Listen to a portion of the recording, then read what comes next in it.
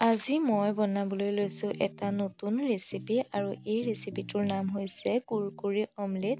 এই ৰেচিপিটো বনাবৰ কাৰণে মই লৈছোঁ এটা কুৰকুৰি পেকেট, লগতে কণী, বিলাহী, পিঁয়াজ আৰু জলকীয়া দি লৈছোঁ। এতিয়া মই পিঁয়াজখিনিও মিহি মিহিকৈ কুটি ল'লোঁ, লগতে জলকীয়া আৰু বিলাহীখিনিও কুটি লৈছোঁ। এতিয়া মই এই কুৰকুৰি পেকেটটো ধুনীয়াকৈ মই গুড়ি কৰি ল'ম। এয়া মই পেকেটটো ভিতৰতে গুড়ি কৰি ল'লোঁ। এতিয়া গুড়ি কৰা কুৰকুৰিখিনিৰ লগতে মই পিঁয়াজ আৰু জলকীয়া, বিলাহী দি ল'লোঁ। তাৰ লগতে মই দিলোঁ ইয়াত এটা ভাঙি কণী আৰু লগতে মা মছলা অলপ দি ল'লোঁ। এতিয়া মই এটা পাত্ৰত পানীখিনি উতলাই লৈছোঁ আৰু উতলাই লৈ তাত কুৰকুৰি পেকেটটো দি দিম।